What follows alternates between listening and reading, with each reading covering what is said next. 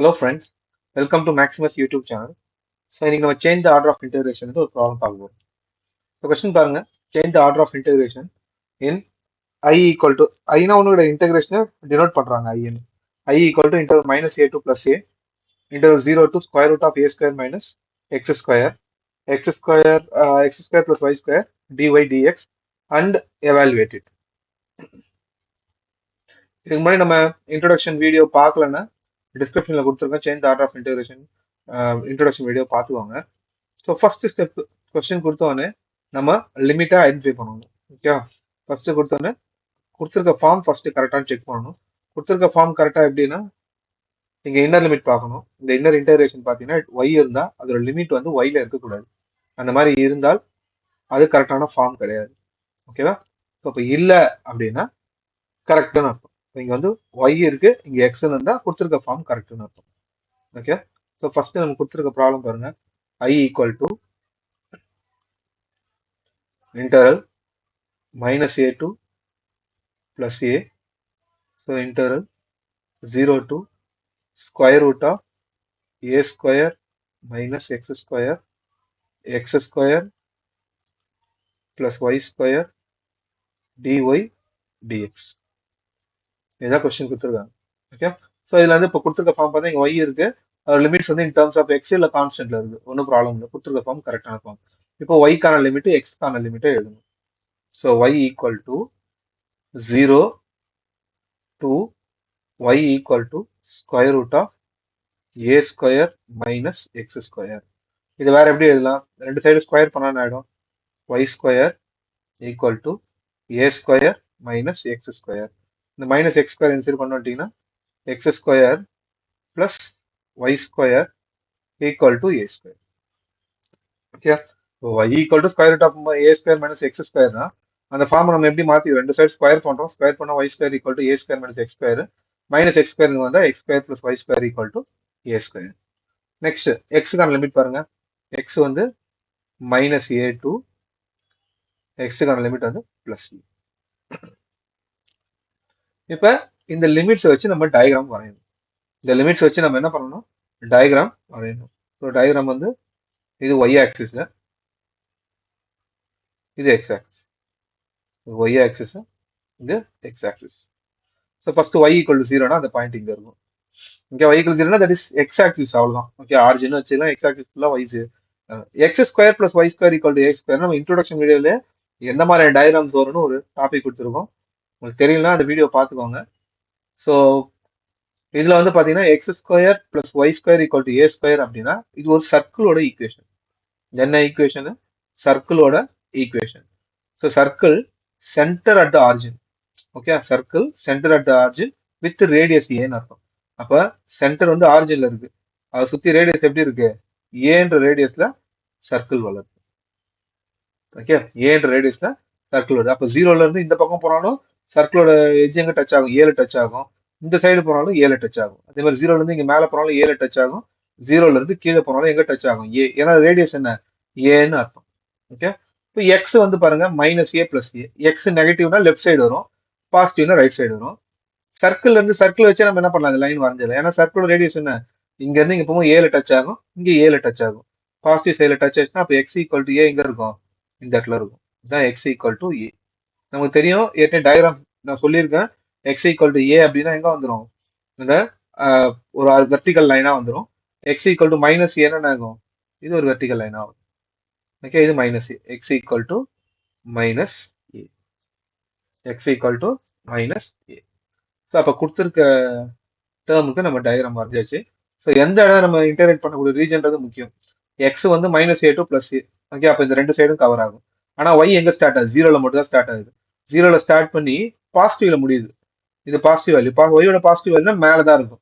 அப்போ நம்ம இன்டர்நெட் பண்ணக்கூடிய ரீஜனு இந்த செமி சர்க்கிள் மட்டும்தான். ஓகே, இந்த போர்ஷன் மட்டும் தான் நம்ம என்ன பண்ண போறோம்? இந்த ரீஜன் தான் நம்ம இன்டர்நெட் பண்ண போறோம். இந்த ரீஜன் தான் நம்ம இன்டர்நெட் பண்ண போறோம். சரி, இப்போ கொடுத்துருக்க லிமிட்டுக்கு நம்ம நெக்ஸ்ட் என்ன பண்ணணும்? ஸ்ட்ரிப் வரையணும். ஓகே, ஃபர்ஸ்ட் இன்னர் லிமிட் தான் ஸ்ட்ரிப் வரையும். ஒய்ன்றதால ஒய் ஸ்ட்ரிப்னா டிஒய்னா எப்படி வரையணும்? ஸ்ட்ரிப் வெர்டிகலா வரையணும். நம்ம இன்ட்ரோடக்ஷன் வீடியோல சொல்லியிருக்கோம், கீழே டிஸ்கிரிப்ஷன்ல கொடுத்துருக்கேன், மறக்காம பார்த்துட்டு பாருங்க, அப்பதான் புரியும்.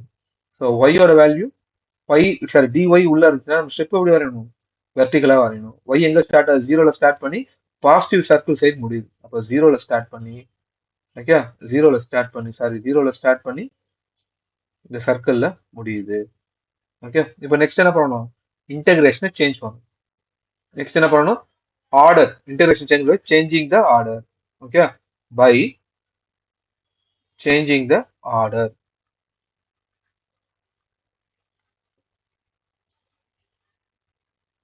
பை சேஞ்சிங் த ஆர்டர் என்ன ஒன்றும் பண்ண தேவை.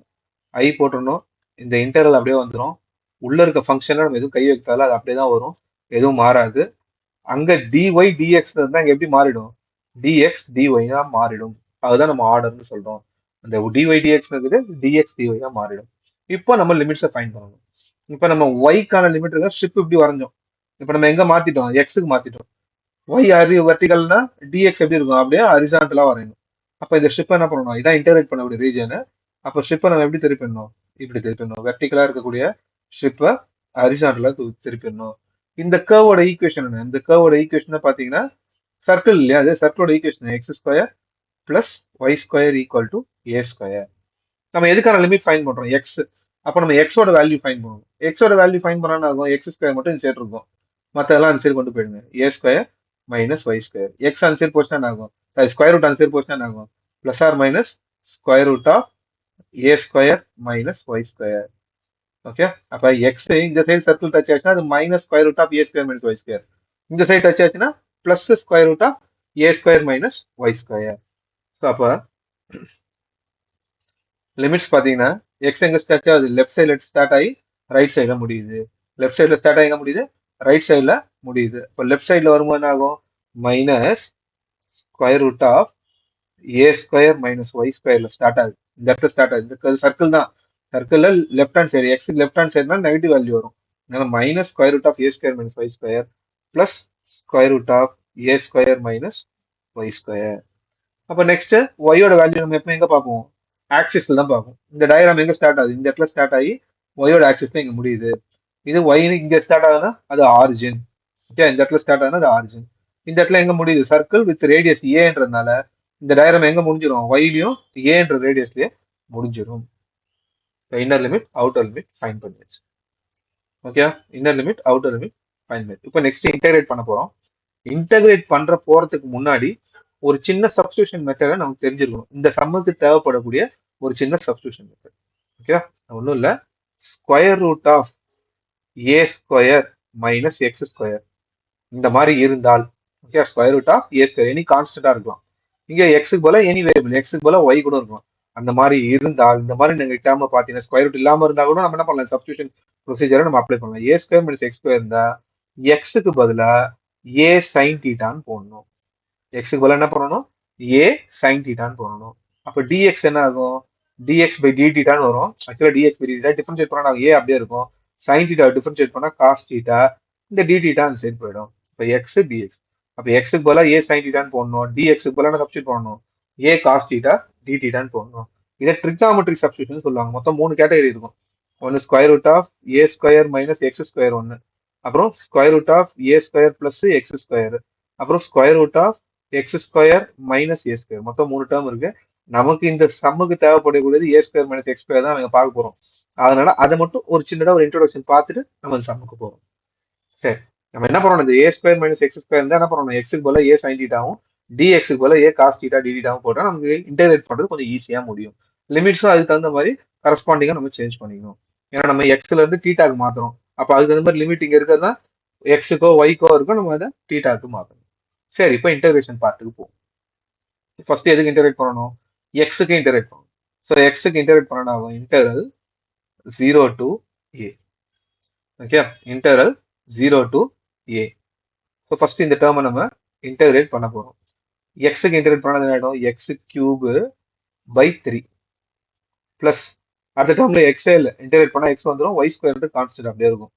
லிமிட் வந்து பாத்தீங்கன்னா minus square root of a square minus y square plus square root of a square minus y square dy by dy. இப்போ லிமிட் சப்ஸ்டிட் பண்ணணும். லிமிட் என்ன?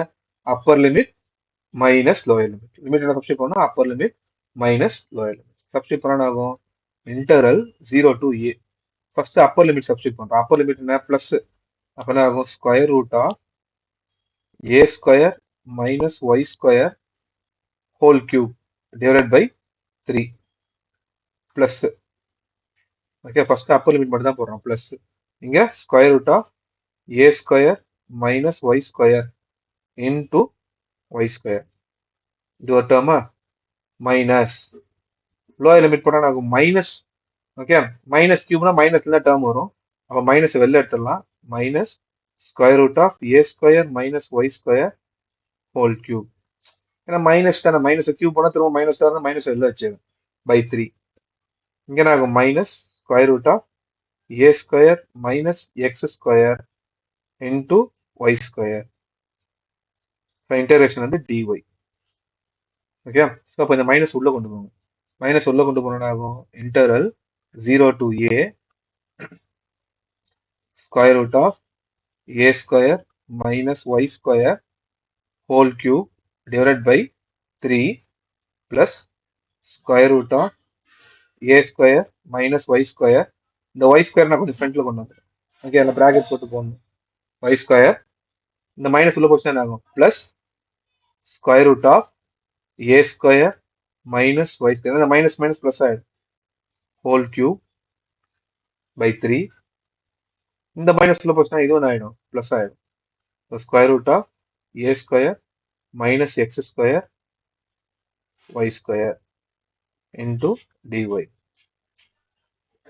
Okay y square dy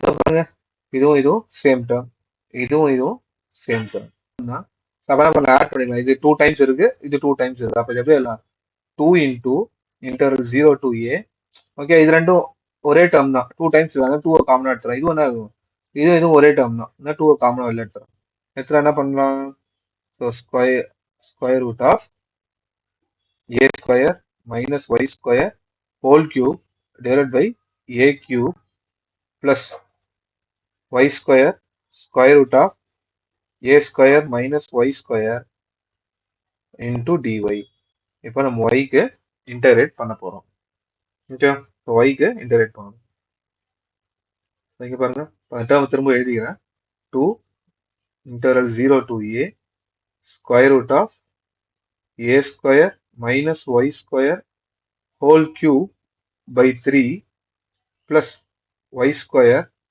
square root of a square minus y square dy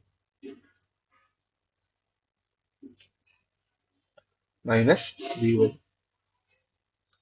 அப்போ இது அப்படியே integrate பண்றது கஷ்டம் நீங்க பாருங்களேன் இது a square minus y square whole cube இங்க ஒய் ஸ்கொயர் இங்க இருக்கு யூவி ஸோ அப்படியே இன்டகிரேட் பண்றது கஷ்டம் இங்க தான் நம்ம என்ன பண்றோம் அந்த சப்ஸ்டியூஷன் மெத்தடை அப்ளை பண்ணுறோம் a square minus y square இருக்கு நான் ஏற்கனவே என்ன சொல்லியிருக்கேன் ஏ ஸ்கொயர் மைனஸ் எக்ஸ் ஸ்கொயர்னா x equal to a sine then போடணும் இங்க எக்ஸ் ஈக்குவல் இருக்கு ஒய்ன்னு இருக்கு அப்போ put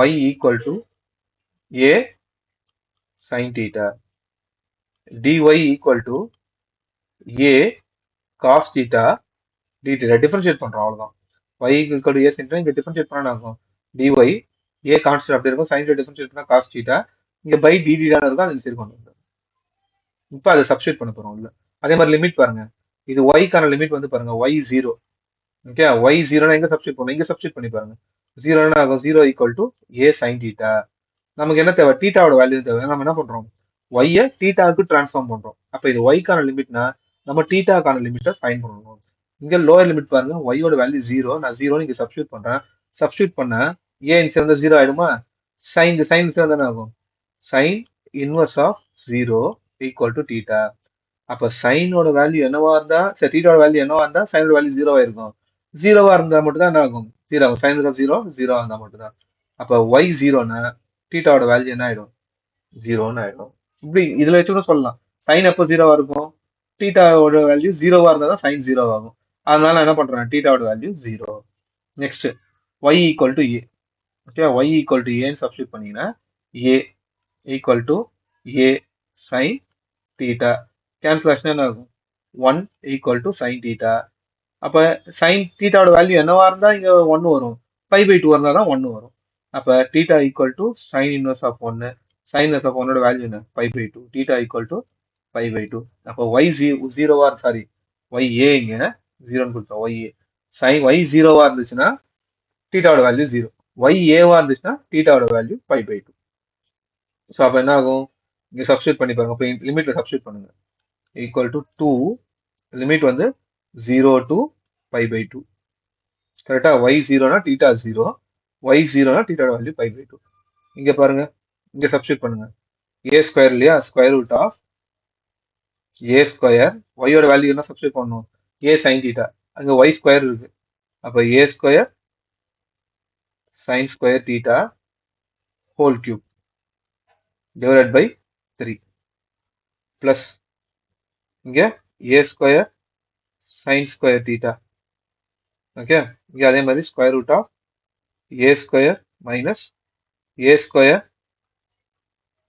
sign square theta. Okay, டிஒயோட வேல்யூ என்ன ஆகும்? டிஒயோட value a cos theta d theta, a cos theta d theta. Okay, அடுத்த ஸ்டெப் இங்க பாருங்க. 2 இன்டர்வல் 0 to π/2. 2 interval 0 to π/2.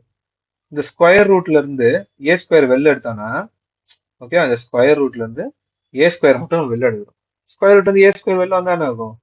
ஏன்னு தான் வரும். Okay, a square root of, okay, square root of மீதி என்ன இருக்கும்? 1 minus sine square theta, 1 minus sine square theta. இது அப்படியே ஹோல் கியூப் அப்படிதான் இருக்கும் பை 3. இங்க அதே மாதிரி plus a square sine square theta. இங்க என்ன பண்ணலாம்? ஏ ஸ்கொயர் வெளில எடுக்கலாம். ஏ ஸ்கொயர் எடுத்து வெறும் ஏன் தான் வரும்.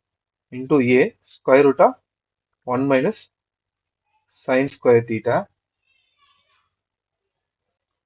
ஏ cos theta d theta, a cos theta d theta. இப்போ 1 மைனஸ் சைன் ஸ்கொயர் தீட்டா என்ன ஆகும்? 1 minus sine square theta cos square theta. Cos square square ரூட்ல இருந்து வெளில வந்தா வெறும் காஸ் தீட்டான்னு வந்துடும். அப்போ இந்த டேர்ம் எப்படி வரும்? 2 interval 0 to π/2 a, okay, square root of என்ன வந்துடும்? Cos square theta. அப்போ அந்த ஸ்கொயர் ஒரு ஸ்டெப் போட்டே போகலாம் நம்ம. Square root of cos square theta, இந்த இடத்துல ஹோல் கியூப்னு வந்துடும் by 3 plus a square sine square theta into a square root of cos square theta. Okay, அது காமன் என்ன ஆயிடும்? A cos theta d theta. இப்போ காஸ் ஸ்கொயர் தீட்டாவும் ஸ்கொயரும் எல்லாம் இருந்தால் வெறும் காஸ் தீட்டா மட்டும் தான் வரும். அப்போ இந்த கியூப் உள்ள போச்சு அப்படின்னா 2 interval 0 to π/2, sorry π/2 a cube cos cube theta. ஏன்னா ஸ்கொயர் ஸ்கொயர் ரூட்டும் போயிடும். இந்த கியூப் உள்ள வந்தா a cube cos cube theta by 3 plus a square sine square theta. Okay, இது என்ன ஆகும்? இன்டூ ஏ காஸ் தீட்டா, இது என்ன ஆயிடும்? A cos theta d theta, a cos theta d theta. இப்போ எல்லாத்தையும் உள்ள மல்டிப்ளை பண்ணுங்க. எல்லாத்தையும் நம்ம உள்ள மல்டிப்ளை பண்ண ஆகும். 2 இன்டர்வல் 0 to π/2. இது உள்ள மல்டிப்ளை பண்ண ஆகும். ஃபர்ஸ்ட் டேர்ம் கூட ஏ போச்சுன்னா இங்க ஒரு ஏ இருக்கு. இந்த ஏ மேல ஏ பவர் 4 ஆயிடும். A power 4 cos power 4 theta by 3. இது first term plus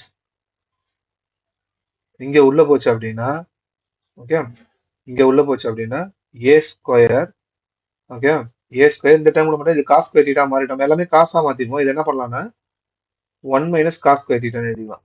sign square theta இன்னொரு ஃபார்ம் என்ன? 1 மைனஸ் காஸ், ஸோ தட் எல்லாமே காஸ் ஸ்கொயர் தீட்டா வந்துடும் இல்லையா? இல்ல சைன் ஸ்கொயர் காஸ் ஸ்கொயர் வரும். இது உள்ள போச்சு அப்படின்னா இங்க ஏ ஸ்கொயர்